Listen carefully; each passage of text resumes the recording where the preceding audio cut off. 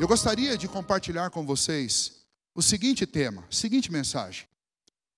Considerando e encarando a vida na perspectiva de Deus. Nosso grande mal é que nós somos míopes. Nós enxergamos a vida numa perspectiva humana e carnal. E por causa disso, nós sentimos medo. Por causa disso, nós ficamos desencorajados. Por causa disso, nós somos tímidos. Por causa disso, muitas vezes, nós até duvidamos de Deus. Mas essa história de José é uma história que nos chama a encarar a vida numa outra perspectiva. Numa perspectiva que não é a comum nossa, não é a perspectiva humana. Não é a perspectiva meramente mental, a sua leitura da realidade segundo o coração, segundo o seu coração. Vejam que essa história é uma história que começa com um adolescente de 17 anos. E esse adolescente, se você for ler no início da história dele, você vai ver que ele tinha um hábito ruim. E o hábito dele era o seguinte: ele ficava vendo o que os irmãos faziam e vinha e contava para o pai. E ele ficava entregando os irmãos para o pai.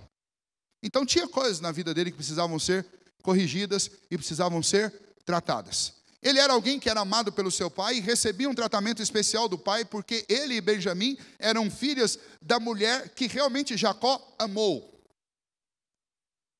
E os outros irmãos dessa família difícil, uma família de 12 filhos, você imagina o que deve ser isso, e os outros irmãos eram filhos de Lia, e Lia foi um casamento que Jacó entrou nele, a gente não sabe muito bem como foi isso, mas pelo que a Bíblia relata, ele entrou nele ele foi enganado para entrar nesse casamento. Mas ainda assim ele ficou com a esposa e teve filhos e filhas com ela e com suas servas. Mas apenas Jacó e Benjamim acabaram recebendo um tratamento especial porque eles eram filhos da mulher que Jacó amou, Raquel. Nessa ocasião em que essa história começa, Raquel já está morta. E José recebia do seu pai um tratamento muito especial. Roupas distintas das roupas dos irmãos. Os irmãos iam para o campo trabalhar, mas José ficava em casa e recebia instrução do pai. O pai estava preparando-o para algo diferente daquilo que os filhos faziam. Mas ainda assim, José, e isso é próprio da idade, talvez não estava entendendo muito bem que tipo de papel ele deveria ter. Mas aí Deus lhe deu um sonho, o sonho de que ele lideraria. Nestes 2 sonhos que ele teve, alguns feixes de trigo, os do seu pai e os de seus irmãos, se inclinavam diante dele. E num outro sonho, as estrelas do céu e todos os astros celestes se apagavam diante da luz de José. E quando ele contou e compartilhou, que é próprio da adolescência você contar coisas assim, quando ele compartilhou isso com os irmãos tiveram mais ódio dele ainda. De tal maneira que numa das ocasiões em que o seu pai mandou levar comida e trazer notícia dos irmãos que estavam trabalhando, os irmãos o venderam, como vocês ouviram na história, para o Egito. Aos 17 anos, então, essa saga começa. Dos 17 anos, José é vendido para o Egito, vai trabalhar na casa de Potifar. Provavelmente ele ficou lá pouco tempo, mas o pouco tempo que ele ficou foi o suficiente para que Potifar pegasse tudo que ele tinha e entregasse nas mãos de José, porque José era um administrador fantástico, dom de Deus. E aí a mulher de Potifar colocou os olhos em José. E essa mulher, desculpem o termo, tarada, atentou contra a vida de José. E o resultado foi que José teve que fugir dela. E não adiantou só fugir. Porque além disso, ela também era mentirosa. E ela falou que foi o contrário. José acaba preso. Então veja, de filho predileto ele passou a escravo. De escravo ele passou a prisioneiro. E aí lá na prisão, eu contei aqui, vocês sabem o que aconteceu. Mas um período muito grande.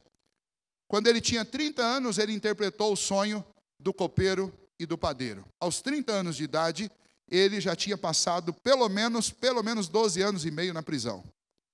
E o copeiro esqueceu de José. Mais 2 anos. 2 anos. E daí no aniversário de Faraó, no aniversário de Faraó, o copeiro foi restituído lá na corte. E 2 anos depois, então, Faraó tem esse sonho perturbador. E tudo isso acontece na vida de José. O que nós podemos aprender com essa história? Porque José não é alguém que carrega mágoas, nem alguém que interpreta a história como seus irmãos. O texto que eu li com as crianças, e é o texto que eu compartilhei com vocês, de Gênesis 50, 20, mostra os irmãos amedrontados, porque Jacó tinha morrido. E na cabeça dos irmãos, eles pensavam o seguinte: José está nos tolerando e está nos permitindo viver porque o nosso pai está vivo. Nosso pai morreu, agora José vai acabar com a gente. E José tinha poder para fazer isso. E tinha motivos para fazer isso. Mas a leitura que José fazia da história era diferente da leitura que os seus irmãos faziam. E é precisamente esse o nosso ponto nessa noite. Qual a leitura você tem feito da história? Qual a leitura você tem feito da história da sua vida? Talvez hoje mesmo você está decepcionado com tudo que você já viveu até aqui. Talvez você hoje mesmo está desiludido com tudo que você viveu, mesmo sendo um cristão. Está na igreja, mas lá no fundo você sabe que você está desiludido. Talvez você esteja naquela situação de se questionar e começa aqueles questionamentos infundáveis. Por que Deus? Por que Deus? Por que Deus? Davi passou por isso. Muitos personagens bíblicos passaram por isso. O profeta Elias passou por isso. Por quê? Por que isso acontece comigo? Jó passou por isso. E esses questionamentos, eles estão exatamente relacionados com a perspectiva com a qual nós encaramos a vida. Então, eu não sei como você está nessa noite. Mas o meu desafio é que você encare a sua vida na perspectiva de Deus. Pastor, como é que eu faço para encarar a vida na perspectiva de Deus? Deus está lá no céu, nós estamos aqui na terra, somos miseráveis, pecadores. Segundo o salmista, nós somos vermes. Nós podemos conhecer os pensamentos de Deus através da sua palavra e de histórias como essa. Então vejam lá, em primeiro lugar, em que consiste encarar a vida na perspectiva de Deus? Em primeiro lugar, considere a intencionalidade de Deus na sua história. Sabe o que significa? Deus tem uma intenção específica com cada acontecimento na sua vida. Não há acontecimentos aleatórios. Não existe essa coisa de sorte ou azar. Não existe acidente de percurso. Deus não é fazedor de coxa de retalho, fica lá o tempo inteiro remendando, colocando remendo no lugar, tira daqui, põe ali. Não é assim. A Bíblia mostra Deus como aquele que escreveu os nossos dias. O Salmo 139 diz que até as palavras, antes de chegarem à nossa boca, Deus já as conhece, porque Ele esquadrinha o nosso pensamento, Ele conhece o nosso pensar, e todos os nossos dias foram escritos e determinados por Deus antes que qualquer um deles houvesse. Por um acaso, José foi acidentalmente para o Egito? Por um acaso, José foi acidentalmente parar na casa de Potifar? Por um acaso, José foi acidentalmente para a prisão? Por um acaso, aqueles copeiros e aqueles padeiros foram acidentalmente na prisão? Por um acaso, foi acidente de percurso o sonho que eles tiveram?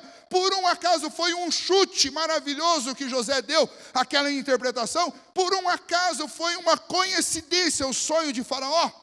Não há acasos, não há acidente de percurso, não há sorte, não há azar. O que há é a intenção de Deus em cada um dos acontecimentos da nossa vida.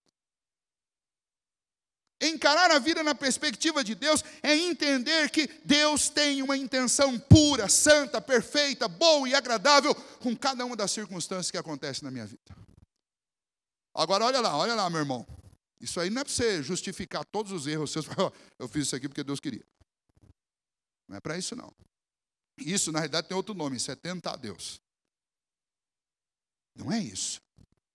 Mas é encarar os acontecimentos que ficaram na página de ontem como acontecimentos em que Deus tinha uma intencionalidade com cada um deles. Aí eu desafio você, não agora porque isso vai levar muito tempo, mas eu desafio você a chegar na sua casa e começar a fazer uma releitura da sua vida. E olhar para trás e perceber, Deus tinha uma intenção. Deus tinha uma intenção quando eu fiquei doente. Deus tinha uma intenção quando eu fiquei desempregado. Deus tinha uma intenção quando um problema grave aconteceu com a minha família. Deus tinha uma intenção quando o meu filho ficou doente. Deus tinha uma intenção quando eu perdi o ente querido. Deus tinha uma intenção. Isso é fazendo uma leitura na perspectiva de Deus. Se você olhar o mesmo texto que nós lemos no capítulo 45, também no versículo 7, quando José se revela para os irmãos começam a se atemorizar e a chorar de medo. E aí José diz para eles, não fiquem com medo, porque foi Deus que me mandou adiante de vocês para a preservação da nossa casa. Olha a leitura que José está fazendo. Olha que coisa fantástica quando você encara a vida na perspectiva de Deus. José podia estar com mágoa, José podia estar frustrado, José podia estar atormentado com um sentimento de vingança por aqueles seus irmãos. Mas era isso que estava no coração de José? Não, José olhou para ele e falou assim: não se preocupem não. Essa coisa de me vender como escravo, não se preocupem, porque isso foi providência de Deus. Se vocês não tivessem feito isso comigo, nossa família toda ia morrer de fome agora. Percebe a diferença entre a leitura que você talvez esteja fazendo da sua vida e uma leitura que considera a perspectiva de Deus? Eu quero desafiar você nessa noite a olhar para a sua vida considerando a intencionalidade de Deus em todos os acontecimentos da sua vida. Nós temos que pensar assim. Porque se nós não pensarmos assim, nós nem compreendemos as histórias bíblicas, nem compreendemos a nossa vida. José precisava aprender o idioma do Egito. E é mais fácil aprender o idioma na adolescência ou na velhice? Ele precisava de nutrir no seu coração dependência de Deus. E para fazer isso, adiantava ele ficar num lugar onde o pai facilitava a vida dele? Como é que ele ia aprender a depender de Deus num lugar onde o pai fazia tudo por ele? Ele precisava aprender. Ele precisava confiar em Deus. Como é que ele ia aprender a confiar em Deus? Ele precisava de humildade. Onde ele ia aprender humildade, senão numa prisão? Ele precisava de muitas coisas. Ele precisava de intimidade com Deus. E para isso é necessário ter tempo. E aonde você tem mais tempo do que numa prisão? Ele precisava de confiança em Deus. E aonde você vai depositar mais a sua confiança em Deus? Quando tudo está a favor de você ou quando tudo parece estar contra você? Ele precisava de muitas coisas na vida dele, precisava de paciência. Já imaginou lidar com a situação de economizar e guardar alimento durante 7 anos? É preciso ter paciência, sabedoria para isso. Ele precisava ser treinado na arte de administrar. E como fazer isso da noite para o dia? Ou seja, aquela prisão, a casa de Potifar, o copeiro, a situação do padeiro, tudo isso era necessário na vida de José para prepará-lo para aquilo que ele tinha que enfrentar. Foi a academia de Deus, a escola de Deus. Foi intencional, tudo que aconteceu. Até a esposa de Potifar fazer o que fez. Foi intencional para testar José e para fazer José ir para o lugar de onde Deus queria tirá-lo, que era de uma prisão. Então tudo que aconteceu na sua vida até aqui também é intencional. Você que está assistindo esse vídeo também, essa mensagem, talvez faz 1 ano que essa mensagem foi pregada, mas você que está assistindo essa mensagem, o que Deus fez na sua vida é intencional também. Tudo que acontece na sua história, tudo que acontece na nossa história é intencional. E a não ser que eu entenda isso, eu não vou entender quais são os propósitos de Deus para a minha vida. Em segundo lugar, encarar a vida na perspectiva de Deus consiste em considerar a infalibilidade dos planos de Deus. Já imaginou José lá na prisão pensando, mas Deus me deu um sonho que eu ia liderar. Falhou. Como é que eu vou liderar se eu estou dentro da prisão? Será que José tinha essa dúvida? Eu não sei, a Bíblia não conta se ele tinha ou não. Mas é bem provável que se nós estivéssemos no lugar dele, nós teríamos. E é bem provável que talvez nessa semana, ou talvez até no dia de hoje, você já tenha cogitado que Deus falhou. Que um plano de Deus para a sua vida falhou. Como que pode ser plano de Deus se eu esperava que ia acontecer isso, e não aconteceu? Eu esperava que Deus ia me dar vitória financeira esse ano, e não aconteceu. Eu esperava que Deus ia me dar vitória nos relacionamentos esse ano, e não aconteceu. Deus falhou. É isso que normalmente acontece conosco, quando a nossa visão é meramente humana e carnal. Mas quando nós olhamos para as Escrituras, Deus nos convida e nos desafia a ter uma visão, a perspectiva do céu a respeito da nossa vida. E essa perspectiva do céu nos faz considerar que os planos de Deus são infalíveis. Sabe quem provou isso na carne e fez uma declaração bonita? Eu citei semana passada, vou citar hoje de novo. Jó, quando ele diz, bem sei que nenhum dos teus planos pode ser frustrado. Bem sei que tudo podes. Ou seja, esse Deus que pode fazer qualquer coisa, Ele não falha, Ele não se engana, Ele não erra. A versão que nós encontramos nesses capítulos da história de José é a versão do Antigo Testamento para o versículo mais conhecido da Bíblia, que está lá em Romanos 8, versículo 28. Todas as coisas cooperam para o bem daqueles que amam a Deus e que foram chamados segundo o seu propósito, o seu decreto. Sabe o que significa? Significa Deus não falha nunca. Os planos de Deus são infalíveis. O plano de Deus para a sua vida é infalível. Então não duvide, não tenha medo e não se engane. O que Deus está fazendo na sua vida, Ele está fazendo de forma certa, porque Ele não erra e não falha. Pastor, mas o senhor não sabe a crise que nós estamos vivendo lá em casa. É plano de Deus. E vai dar certo. Acredite, vai dar certo. Jeremias, o Senhor diz, eu é que sei que pensamentos que tenho sobre vós, pensamentos de paz e não de mal, para vos dar o fim que desejais. O sonho que Deus colocou no seu coração, Ele vai realizar. Como é que eu vou ser líder se eu estou na cadeia? Coisas de Deus, não pergunta para mim. Coisas de Deus. Bênção de Deus. Os planos do Senhor são infalíveis. Você precisa considerar isso, você precisa pensar nisso. Vamos considerar algumas coisas aqui incríveis. Primeiro, a venda dos irmãos para o Egito. Quantos escravos talvez chegavam diariamente no Egito? Como é que José foi parar exatamente na casa do chefe da guarda do palácio? Essa era a posição de Potifar. Ele era chefe da guarda do palácio, ou seja, ele era a pessoa abaixo de Faraó e da família dele, a pessoa mais importante do Egito. E foi na casa dele que ele foi parar. Quando Potifar fez o que fez, ele foi levado para um lugar que era mais importante do que a casa de Potifar, porque ele não foi para uma prisão comum. Ele foi para a prisão da guarda do palácio de Faraó. Se você observar, a partir do capítulo 39, você vai ver que ele não está preso em qualquer lugar. Ele está preso numa prisão para onde vão aqueles oficiais que fazem coisa errada. Ou seja, Potifar gostava tanto de José, que ele não o lançou num calabouço qualquer. Ele pegou José e colocou numa prisão especial, uma prisão que era só para oficiais. Foi para lá que ele foi mandado.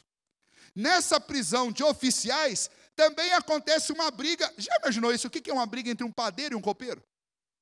Já imaginou quantas vezes na história esse negócio já aconteceu? Quantas vezes? E detalhe, quantas vezes na história aconteceu de um copeiro e de um padeiro terem sonho na mesma noite?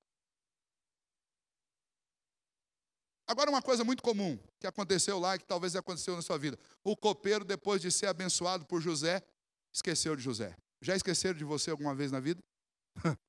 Principalmente quando você faz um favor para a pessoa e você fica esperando que ela lembre de retribuir de alguma maneira e ela não retribui. Já aconteceu isso com você? Acho que já aconteceu com todo mundo, né?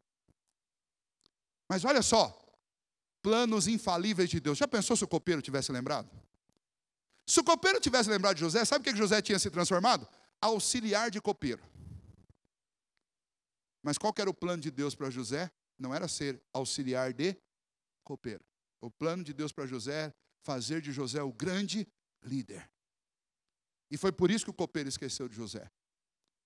O plano de Deus não falha. O plano de Deus é infalível. Considere isso. Olhar a vida na perspectiva de Deus é considerar que Deus não falha. Terceiro lugar, princípio para a nossa vida. Considere a onipotência de Deus em ação todos os dias na história. Um belo dia, José acorda, não sei se acorda, você já estava trabalhando, mas todo mundo começa, José, se arruma aí, dá um banho nesse rapaz aí, troca ele de roupa, corta a barba dele. Imagina a situação que estava a barba daquele rapaz. Tem uns e outros que andaram cortando a barba aí essa semana também. Corta a barba dele. Cortaram a barba dele. Por quê? Por que está acontecendo? Faraó teve um sonho, falaram lá para ele que você interpreta sonho. Rapaz, você precisa ir lá já. E aí leva José lá. O faraó está lá espavorido, querendo matar meia dúzia de encantador, de mágico que tinha lá, que não conseguiram resolver o sonho dele, porque esses maiorais ficavam loucos quando os funcionários deles não resolviam os problemas deles. Aí vem José. Aí José... O faraó diz, olha, o copeiro me disse que você interpretou um sonho dele, eu tive um sonho perturbador, preciso que você interprete o sonho. José fala, qual que é o sonho? Ele conta. E daí José fala, olha, pelo Espírito de Deus, o Espírito que o Senhor colocou em mim, me fez saber. Não é de mim, é de Deus. E aí, dá a interpretação do sonho. Quando termina a interpretação do sonho, e esse é um dos trechos mais lindos dessa história toda, você encontra no capítulo 41. Quando termina a interpretação do sonho, então, Faraó faz a seguinte pergunta para o seu... Imagine a cena, está lá José ali do lado, né?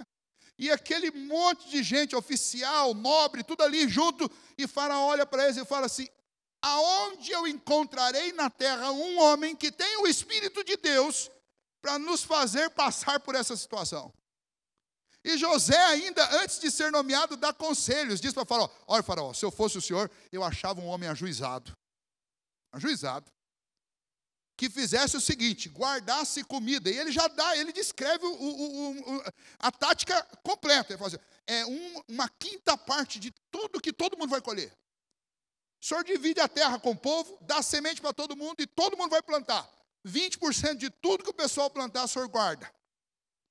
Durante 7 anos. E depois, essa comida que foi guardada vai alimentar o povo por mais 7 anos. Negócio fantástico isso. Fantástico. A cada 5 meses, eles tinham todo o alimento produzido de uma só vez no Egito, por safra. José faz isso, propõe, dá esse conselho, e Faraó fala assim, aonde eu vou achar alguém tão ajuizado que tenha o Espírito de Deus como esse rapaz? E imediatamente ele se volta para José e fala assim, pois a partir de agora, você vai ser governador dessa terra.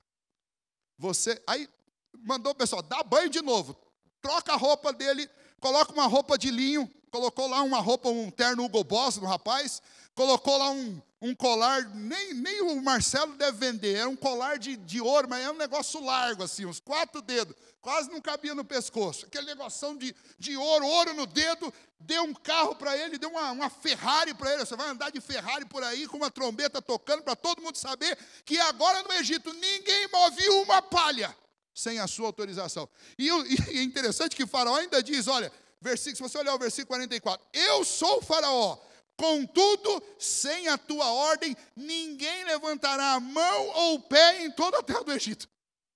Olha o que ele está dizendo. Está dizendo, olha, eu sou o Faraó, mas nem eu e nem ninguém nessa terra faz nada se você não mandar ou autorizar.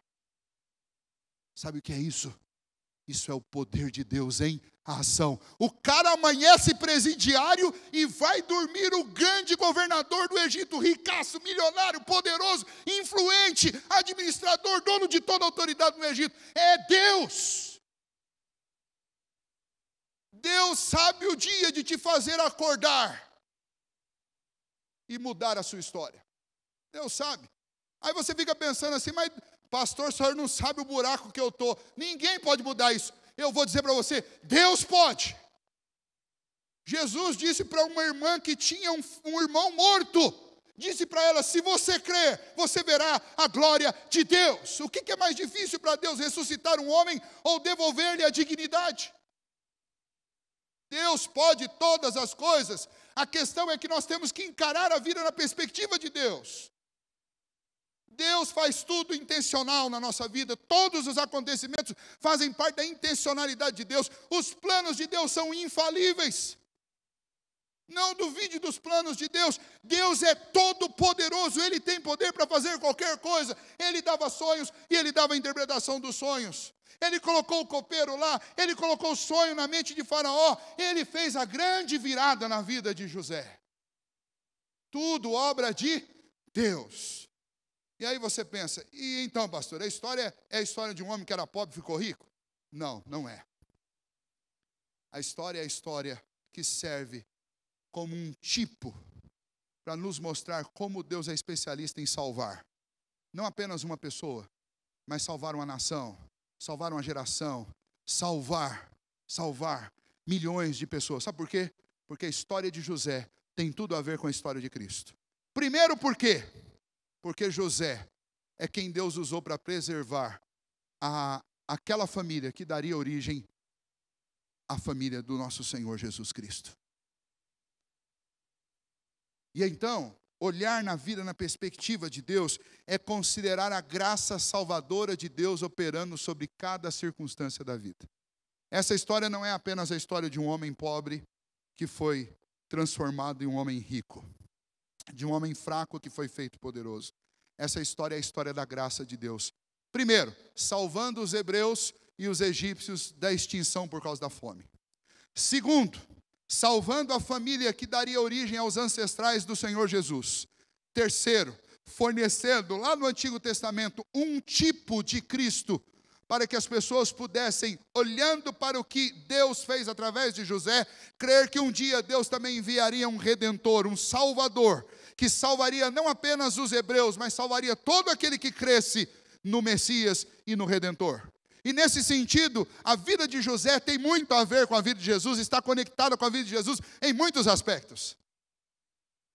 Jesus deixou a glória do Pai e veio habitar entre nós. José teve que fazer a mesma coisa, não por própria vontade, por livre e espontânea vontade, mas ele foi tirado da sua casa. Jesus iniciou seu ministério aos 30 anos de idade. José começou, a grande virada na vida de José também começou aos 30 anos de idade. José foi usado por Deus para preservar o povo diante de uma grande crise. Jesus foi o instrumento de Deus para livrar o povo da maior de todas as crises, que é a crise do pecado, é a crise da alma. Com a vinda de José houve grande prosperidade. Com a vinda do Senhor Jesus, a salvação foi proclamada às nações, e isso trouxe vida e alegria para o mundo inteiro. Mas os últimos anos foram 7 anos de grande miséria e pobreza. Os anos que antecedem a vinda do Senhor Jesus também são anos de grandes turbulências, de grandes crises sobre a terra. É o que nós estamos vivendo, é o que nós estamos passando. E você pode encontrar muitas conexões entre José e Cristo, mas a principal delas é que Deus enviou alguém para salvar o povo daquela crise, que era uma crise de alimento, de comida, era uma crise política. Deus também enviou Jesus para salvar a humanidade da maior de todas as crises, que é a crise do pecado e a crise da alma. E então considere o seguinte, considere que tudo o que José passou foi para a salvação do povo e para a sua própria salvação. Tudo o que Cristo passou foi para a salvação do povo, para a nossa salvação. Tudo o que você está passando também é usado por Deus de forma salvadora, não só para que você creia em Jesus Cristo, mas para que talvez pessoas próximas a você também sejam salvas. Porque quando as pessoas olharem as suas crises e perceberem que apesar das crises, você continua confiando em Deus. Quando as pessoas olham para as suas crises e veem o Todo-Poderoso Deus miraculosamente tirando você da crise, elas vão glorificar ao Senhor. Quando as pessoas virem Deus transformando o coração do seu filho, da sua filha, do seu esposo, da sua esposa, elas também glorificarão a Deus. Quando as pessoas virem você sendo fiel no meio da tribulação, elas também glorificarão a Deus. Ou seja, olhar a vida na perspectiva de Deus é considerar a graça salvadora do Senhor em cada uma das circunstâncias da nossa vida. Se eu estou passando por luta, é por causa da graça do Senhor. É porque Ele quer mais a minha alma do que o meu sucesso financeiro, ou do que a minha saúde física. E Ele sabe que eu preciso mais dEle do que qualquer uma das coisas. E muitas vezes Ele vai tirar as coisas que prendem o meu coração e que seduzem o meu coração, para me fazer lembrar que eu preciso mais dEle do que de qualquer outra coisa. E nessa noite você compreenda isso. Que considerando a centralidade de Cristo, como nós cantamos aqui hoje, seja o centro. Considerando a centralidade de Cristo na sua vida. Você pare de encarar a vida como um humano carnal, como um homem sem Deus, e passe a olhar a vida na perspectiva do Senhor. Como é que José aguentou? Aguentou porque ele estava encarando tudo pelos olhos da fé. Como é que Jó aguentou? Aguentou porque ele encarava pelos olhos da fé. Como é que Paulo suportou? Suportou porque ele encarava pela perspectiva de Deus. Como é que eu vou suportar, pastor? Você vai suportar encarando na perspectiva de Deus. Amém? Bênção para a nossa vida. Quero deixar para você 4 palavras de encorajamento nessa noite. Primeiramente, uma palavra de fé para o seu coração. Diante de tudo que nós ouvimos aqui, de tudo que nós compartilhamos, eu quero dizer para você, tenha bom ânimo, como Jesus disse que nós deveríamos ter. Tenha bom ânimo. Jesus disse, eu venci o mundo. Ou seja, Deus já venceu essa história. Essa história já está encerrada, concretizada. Está desanimado com os problemas, com as lutas. Deus intencionalmente está te fazendo passar por isso. Não duvide, meu irmão. Está desencorajado? Lembra, os planos de Deus não vão falhar na sua vida. Tenha fé, tenha bom ânimo. Cabeça para cima. Coração na mão de Deus. Olhos voltados para o céu. Olha para o alto. E lembra que o nosso Redentor está vivo. E é Ele quem nos garante a vitória. Isso é uma palavra de fé para o seu coração. Quero deixar uma palavra de acolhimento, de consolo. E a palavra é: lembra que o Senhor disse, nunca te deixarei, jamais te abandonarei. Nem que você vá parar numa prisão. Eu espero que não aconteça isso. Mas se acontecer, lembra, todos podem me abandonar, mas o Senhor não abandona. A palavra de Deus diz que ainda que um pai e uma mãe sejam capazes de abandonar um filho, Deus não nos abandona. É isso que Ele está dizendo. Nunca te deixarei. Sua semana talvez seja uma semana difícil, eu não sei. Mas no meio dela, lembra, o Senhor está comigo. Como Ele estava com José, como Ele estava com Jó, como Ele estava com Paulo, como Ele estava com Pedro, como Ele esteve com Estevão. O Senhor está com você, está conosco. Vamos seguir em frente, com ânimo, com fé, coração em Deus. Quero deixar uma palavra para você de esperança. Salmo 40, versículo 1. Esperei confiantemente pelo Senhor. Ele me ouviu quando eu clamei. E Ele me respondeu. Esse é o testemunho da palavra do Senhor. É o testemunho dos servos do Senhor do passado. E deve ser o nosso testemunho hoje. Ainda que demore. Tinha um cântico que eu cantava na minha juventude e dizia assim: mas ainda que demore, ou mesmo que pareça, eu não me esqueci de ti. Palavra de esperança para o seu coração, para a sua vida. Deus não esquece de você. Espera confiantemente nele. E por último, uma palavra de direção para a nossa vida profissional e financeira, que é um pouco daquilo que José viveu. Confia no Senhor, como nós lemos em Hebreus capítulo 13. Viva contente com o que Deus te deu. É isso que você precisa. Não tenha avareza. Não fica tentando, se defendendo a vida inteira para tentar guardar o que você tem, como se esse fosse o propósito da sua vida. O propósito da sua vida é muito maior do que ajuntar uma quinquilharia de coisas aqui nessa terra. Viva contente com o que você tem. Lembra que o que você mais precisa é da companhia do Senhor. E o Senhor disse: nunca te deixarei. Contentamento no coração. Coração sem avareza. Cheio de fé, de esperança, de confiança